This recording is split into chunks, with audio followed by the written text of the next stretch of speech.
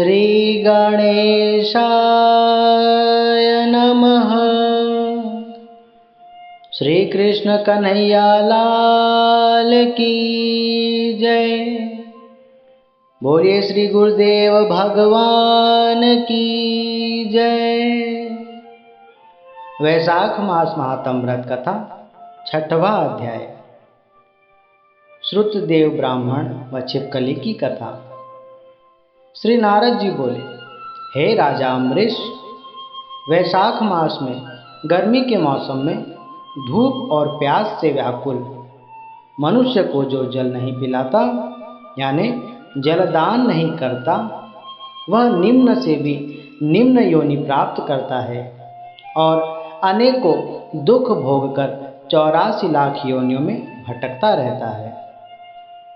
इसी के बाबत एक ब्राह्मण और छिपकली की कथा है, वह मैं तुम्हें बता रहा हूँ, तुम ध्यान पूर्वक सुनो।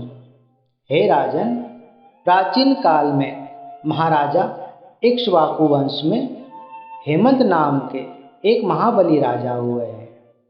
कहीं कहीं पर हेमांग राजा भी कहा गया है, जो बड़े दानी और धर्मात्मा पुरुष थे और परमात्मा के परम भक्त थे। उन्होंने अपने जीवन काल में बहुत दान किया था। सोने चांदी का दान, गौ दान, भूमि दान, धन पदार्थ, माया का दान, जो भी आता उन्हें दान अवश्य देते थे। अधर्मी, दुष्ट, कपटी, चोर, झूठ बोलने वाले, बुरे कर्म करने वाले, अधर्मी साधु संत जो भी उनके द्वार पर आता, उन्हें वे दान देकर खुश करते थे। ऐसा कोई दान नहीं था जो उन्होंने ना किया हो, परंतु उन्होंने एक दान कभी नहीं किया, वह था जल दान। वैशाख मास में उन्होंने कभी जल का दान किया ही नहीं था।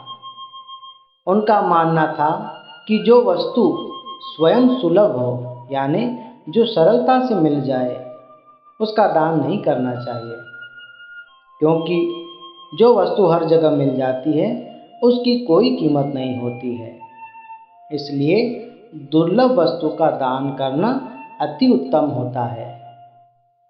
जिसे हासिल करने में कठिनाई होती हो, जो सरलता से ना मिलती हो, वही दान श्रेष्ठ होता है। उनके मन में यही अभिमान था कि जल तो मुफ्त में मिल जाता है, जिसकी कोई कीमत नहीं है। जल तो नदी, तालाब, सरोवर, कुएं इत्यादि कहीं से भी सरलता से प्राप्त किया जा सकता है। इसलिए उसका दान करने से क्या लाभ, क्योंकि संसारी जीव दिन रात धन और माया को हासिल करने के पीछे ही लगे रहते हैं। इसलिए धन और माया अनमोल है, जिसके दान करने से संसारी जीव प्रसन्न होते हैं।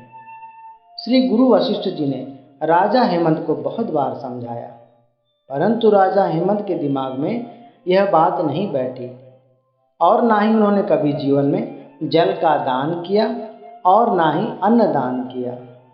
वह अंधे, लूले, लंगड़े, अपाहिज, निर्धन, निर्बल, जीविकाहीन को ही धन आदि का दान किया करते थे। फिर भले ही वे धर्म भ्रष्ट हो अथवा दुष्ट पापी हो, वह इस पर विचार नहीं करते थे। किंतु विद्वान और तेजस्वी ब्राह्मण, वेद पाठी, सच्चे साधु संतों, महात्माओं की कभी सेवा नहीं करते थे।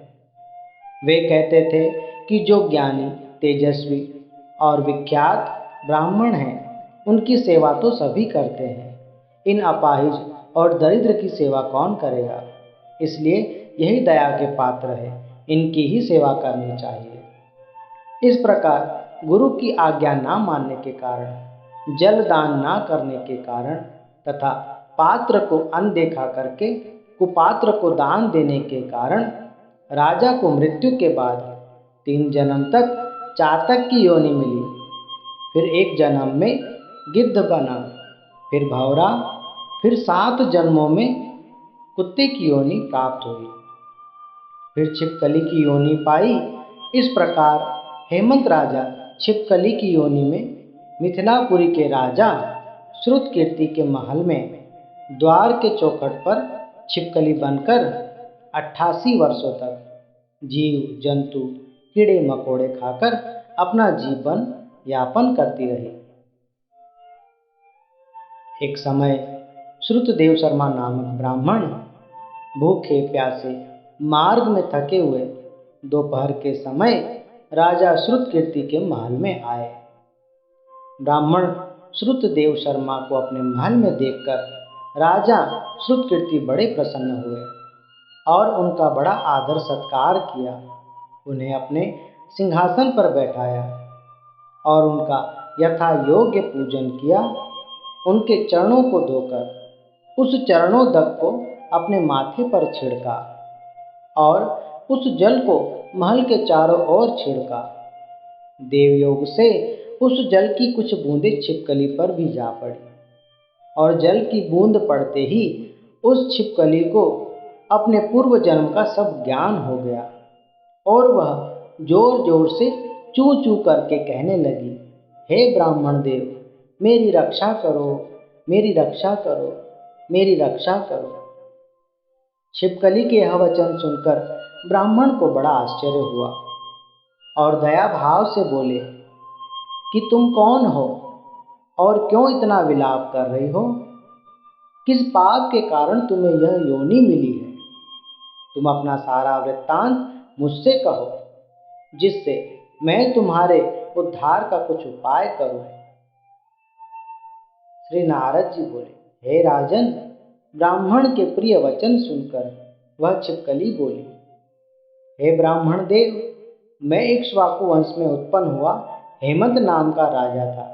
मैंने बहुत से यज्ञ आदि किए, गौ दान की, भूमि दान की, स्वर्ण चांदी आदि का दान किया, धर्म पूर्वक राज किया, फिर भी मुझे स्वर्ग न मिला और इस निम्न योनि में आना पड़ा। आखिर इसका क्या कारण है? मैं चातक की योनि, गिद्ध की योनि, भौरे की योनि, कुत्ते की योनि भोगकर अब छिपकली की योनि में आया हूँ। आपके चरणोदक की कुछ बूंदें मुझ पर गिर गई, जिससे मुझे अपने पूर्व जन्म का सारा वृत्तांत स्मरण हो गया और मेरे अनेकों पाप नाश हो गए। परंतु मुझे 28 जन्म तक और छिपकली की योनि भुगतनी है, सो मैं इन जन्मों से डर रहा हूँ। अब आप कृपा करके बतलाइए कि मेरी ऐसी दशा क्यों हो गई।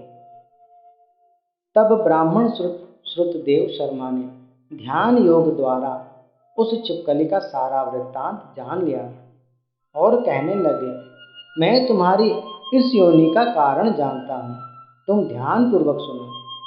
तुमने पूर्व जन्म में बहुत दान पुण्य किए, परंतु भगवान के प्रिय वैशाख मास में कभी जल दान नहीं किया, अन्नदान नहीं किया। तुमने जल को सुलभ समझकर जल दान नहीं किया, क्योंकि जल बिना मूल्य के ही मिलता है। तुम्हारे द्वार पर जो भी आता, तुम उन्हें कभी जल दान या अन्न दान नहीं करते, बस सोना चांदी धन का ही दान करते रहे। तुमने जितने दान पुण्य आदि किए, वह सिर्फ अभिमान में आकर अपनी कामनाओं की पूर्ति के लिए और फल प्राप्ति के लिए किए थे। तुमने अपने गुरु की आज्ञा का उल्लंघन किया और कुपात्र को भी दान किया। दान देते समय ध्यान देना चाहिए कि हम किसे दान दे रहे हैं और क्या दान दे रहे हैं, कि वह दान का सदुपयोग करेगा अथवा दुरुपयोग करेगा। इसका फल हमें ही प्राप्त होगा। हे छिपकली रूपी हेमंत राजा, इसी कारण आज तुम्हारी यह दशा हुई है, परंतु अब तुम निश्चिंत हो जाओ, मैं तुम्हारा उद्धार अवश्य करूँगा। मैंने जो वैशाख मास में स्नान दान पुण्य व्रत आदि किए हैं, एक दिन का फल मैं तुम्हें अर्पण करता हूँ, जिससे तुम्हारे भूत भविष्य और वर्तमान तीनों कालों के कर्मों के संस्कार दूर हो जाएंगे। इस प्रकार कहकर ब्राह्मण श्रुतदेव शर्मा ने हाथ में जल लिया और एक दिन का वैशाख मास का पुण्य फल उस छिपकली को दे दिया। और जल उस पर छिड़का। जल के छींटे लगते ही वह हेमंत राजा छिपकली की देह त्याग दी और सब पापों से मुक्त होकर दिव्य स्वरूप को प्राप्त कर लिया। और ब्राह्मण श्रुतदेव शर्मा के चरणों में गिरकर उनकी वंदना और उन्हें बार बार प्रणाम करने लगा और उनसे आशीर्वाद प्राप्त कर सभी को प्रणाम कर फिर दिव्य विमान में चढ़कर वैकुंठ धाम की ओर चला गया। बहुत समय तक स्वर्ग के सुख भोगे और फिर इक्ष्वाकु वंश में ही काकुत्स्थ्य राजा के नाम से सारे संसार में प्रसिद्ध हुए। इंद्रदेव से उनकी मित्रता थी और 14 लोकों पर सुखपूर्वक राज किया और वैशाख मास में बड़े श्रद्धा भाव से जल और अन्न का दान किया और अमर पद प्राप्त किया। फिर जन्म मरण के सभी चक्करों से छूट गए और परम प्रभु के चरणों में निवास पाया। हे राजा अम्बरीश, इसी कारण वैशाख मास में जल दान और अन्न दान अवश्य करना चाहिए। वैशाख मास महात्म, श्रुतदेव ब्राह्मण व छिपकली की कथा बाबत 6वां अध्याय समाप्त।